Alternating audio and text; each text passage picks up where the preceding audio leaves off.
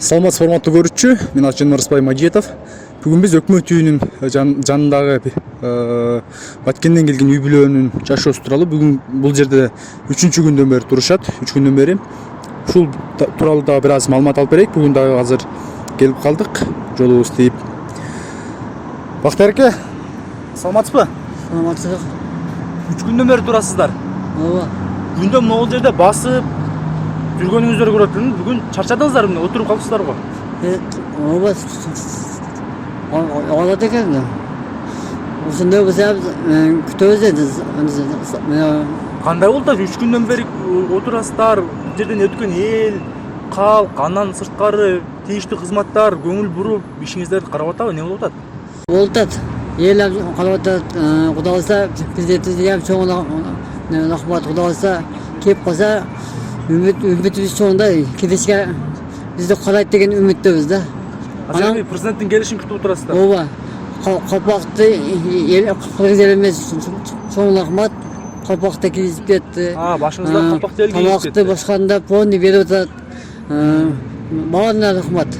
Эл жардам берип атат. Жардам берип атат баарына. Эми бир гана ушул президенттин кабыл алып, сиздердин көйгөйүңүздөрдү угушу калыптыр да анда. Ооба, биринде ошо биздин көйгөйдү укса, ошону так нагым неме кылып берсе, чечип. Ошону күтүп атабыз. Жол. Бул балаңыз азыр эмне үчүн бул жакта жүргөндүгүңүздөрдү түшүнүп атабы? Кичинекей бала эмне кыйналып атабы, ооруп атабы, сыркап атабы? Кудай жакшы болгон жок, жакшы, кыйнаган жок. Достор, мен 6 айдан бери Карагай курулуш компаниясы менен кызматташып келемин. Бул убакыт аралыгында укмуштуудай тездик менен курулуп жаткан компанияда 3 этаптан турган курулуш аяктоо алдында турат. Тездик менен курулуп жатат деп айтып жатабыз, бирок мен сиздерге сапатын көргөзүп беремин. А блоктун жасалгылоо иштери башталды. Бул жерде стяжканын алдында жана ошондой эле эки дуалдын ортосунда үндү өткөрбөөчү атайын каражаттар, материалдар колдонулду. Бул сиздин ыңгайлуу жашооңуз үчүн шарт. Мен артымда турган блокто фасад иштери башталды. Ал эми алдымда турган керамогранит бул сиздин үйүңүздүн сыртына коюла турган жабдык. Бул биринчиден сапат менен кооздук, экинчиден узак жылга сиз үчүн кызмат кылат. Сиздер бул курулуш компаниянын А, Б, В блогунан үй сатып алсаңыздар болот. Жана ошондой эле жакын аралыкта Г блоктун котлован салуу иштери башталат. Дал ушул мен турган жерде жайланышат ал. Эгерде бул жерден үйлүү болгуңуз келсе, экран астындагы телефонго чалыңыз. Карагай курулуш компаниясы сиздин жаркын жашооңуз үчүн.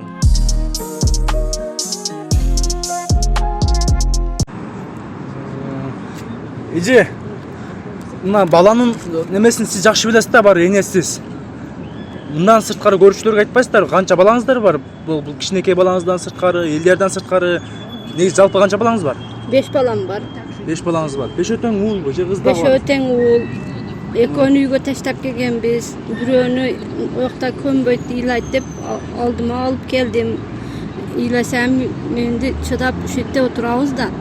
Элдер канчанчы балаңыз? Экинчи балам бол. Элдер экинчи балаңыз. Элдерден да чоңу бар.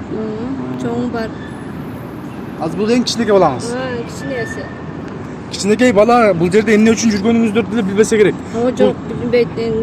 Кандай тала түздө жүргөндө бул жерде жүргөндө үшүп, кыйналып, ооруп сыркап атабы? Оргон жок да, энди ушуп атат, энди эптеп алдыбызда кучакта ылытып отурабыз да. Мисалы үчүн бүгүн кандай күнүңүз кандай өттү? Энди сааттан бери жакшы эле, энди маште түшүнгөн элдер бар экен, карап атат.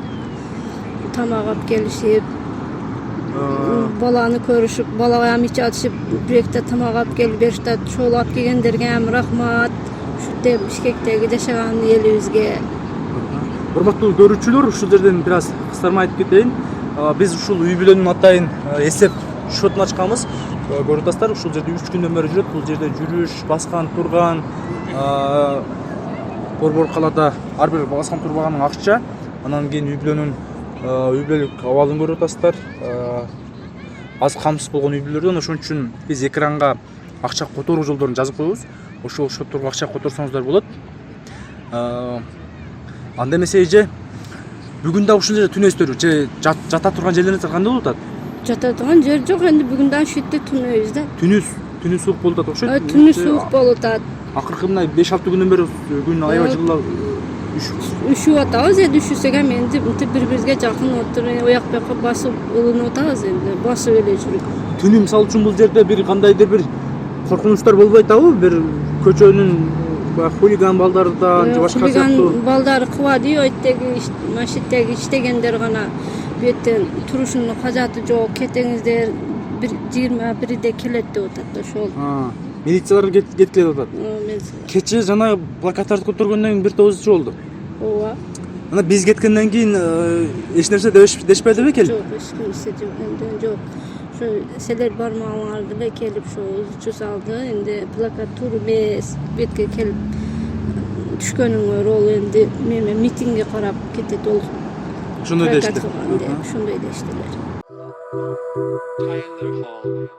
Урматтуу Москва шаарындагы мекендештер, эгерде сизге чек арадан чыгып кирүү зарылчылыгы болсо, 10 жылдык тажрыйбасы бар айдоочу Данияр мырзаны сунуштайбыз. Акыркы үлгүдөгү бардык шарты бар заманба унаалар менен сизге кызмат кылууга даяр. Сапарда көздөгөн жерге аман соо жетүү үчүн айдоочунун тажрыйбалуу жана ишенимдүү болуусу чоң мааниге ээ. Мындан улам көп жылдык тажрыйбасы бар Данияр мырза сиздин ишеничиңизди актайт деп ишендире алабыз. Андыктан сапаттуу тейлөө, ишенимдүү айдоочу керек болсо, эч тартынбай төмөндөгү номерлерге кайрылыңыз. +7 926 692 9013 +8 909 649 9013. Сизди чек арадан аман эсен чыгарып киргизүү биздин милдет. Третий день я вижу этих людей, которые здесь находятся. К сожалению, они не могут мне объяснить по-русски, они, видимо, не понимают. Но мне очень жалко маленького мальчика, который с ними. И то, что они находятся здесь, видимо, не решается их вопрос, что они хотят. И должностные лица хотя бы уделили какое-то внимание им, на мой взгляд. Мне их очень жалко. Надеюсь, что вопросы, они будут услышаны, и что вопрос их решен будет по справедливости. Хочется в это верить. Урматтуу көрүүчүлөр, бул жерде Жогорку Кеңештин 3-чакырылышынын депутаты, экс-депутат Садыр Нуркожоевич Жапаровдун ушул кезинде мурдагы адвокаты болгон бул киши тууралуу Наманжан Аркабаев деген белгилүү инсан. Бул киши тууралуу кененирээк маалымат алгың десеңиздер, мисалы үчүн Садыр Нуркожоевичтин атасы ушул кезинде президент Алмазбек Атамбаевден баламды чыгарып коюңуздар деп аябай суранып жалынган видеолор YouTube'да толтура. Ошол учурларда ар дайым Садыр Жапаровду колдоп, анын атасы менен чогуу жүрүп, ага жактоочулук кылып жүргөн киши. Кожа, мен сизде атабыздын бар экени үчүн мен сыймыктанамын.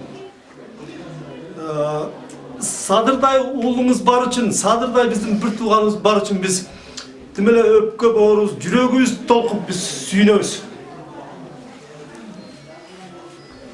Дайым оор кырдаалдарда адамдар айткан, бул Алланын сыноосу. Бул сыноого чыдаган адам жакшылыкка жетет деген. Бизге бата берип коюңуз. Амин. Алла рахым кылып, саматтарым шафаат кылып, ар дайым ниетибизди Кудай Таала иймандыкка болсун. Иман кабылып, диегибизди кабыл айлагысын. Эл ичи тынчтыкта болсун, бирлик ынтымак береке берсин дагы, урпактарыбызды шайтандын азгырына сактасын. Мына ушу турган элдин, мусулмандын Кудай Таалам тилегин берсин. Эч жаманчылык көрбөгүлө, эч эме болбогула менен.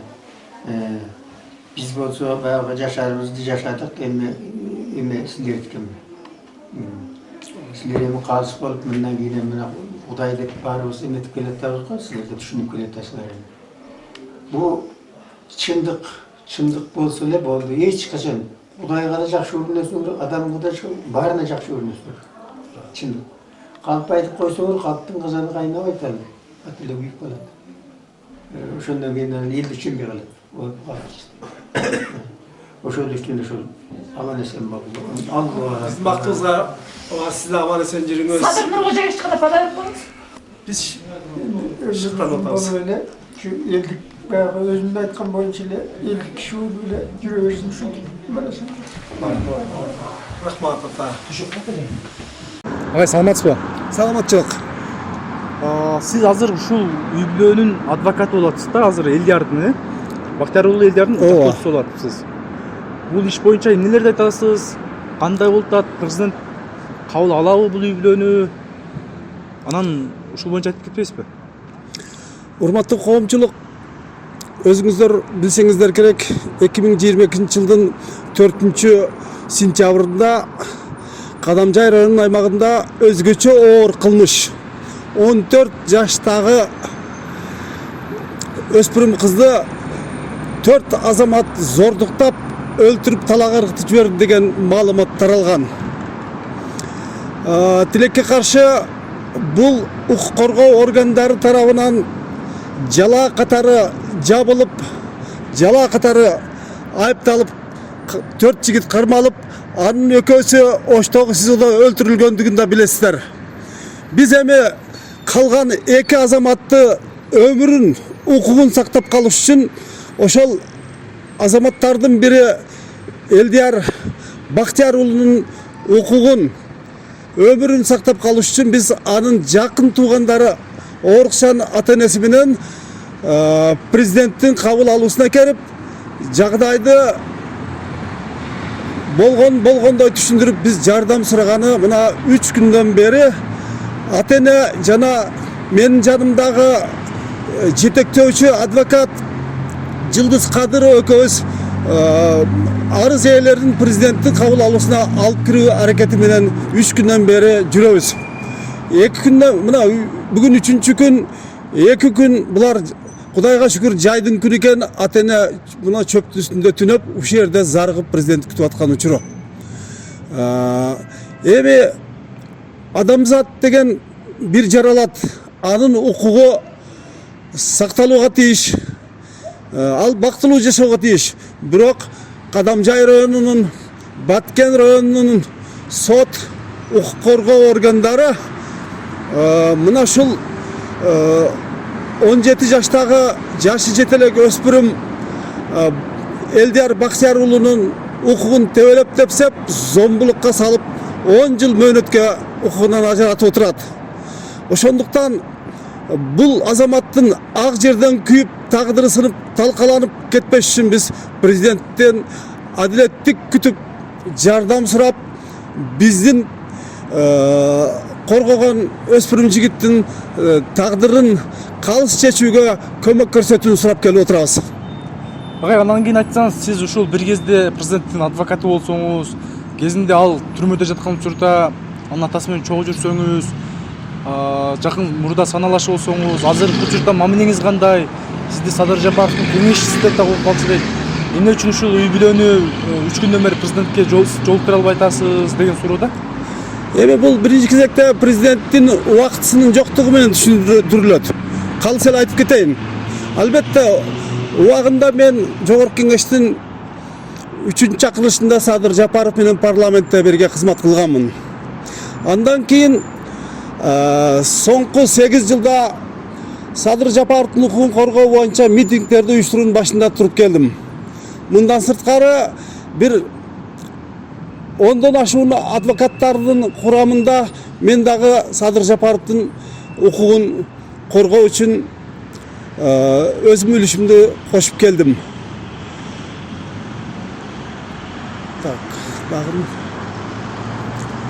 Эми азыр Садыр Жапаров иш сапарда жүрөт президент. Бирок президент объективдүү жагы президенттин колунун бош эместиги менен түшүндүрүлсө, биздин 3 күндөн бери кире албай жаткандыгыбыз. Экинчиден, президенттин төгөрөгүндөгүлөр бардыгы эле ушул биздин арызыбыздын президентке чейин жетишин каалабайт го дейм. Биз муну иш жүзүндө көрүп отурабыз. Демек, анын айлана чөйрөсүндөгүлөр бул маселени мындан сырткары дагы өлкөдөгү башка маселелерди жеткизбейт. Ушундайбы? Мен президентке көп жолу кайрылдым, 10 чакты жолу. 10 чакты жолу кабыл алуусун, жеке кабыл алуусун суранып кайрылганда, мага 2 жолу гана жооп берилди, президенттин колу бош эмес деген мааниде. Мен ойлойм, миңдеген, 100 миңдеген элдин арыз армандары президентке жеткирилбей эле, президенттин айланасындагы бир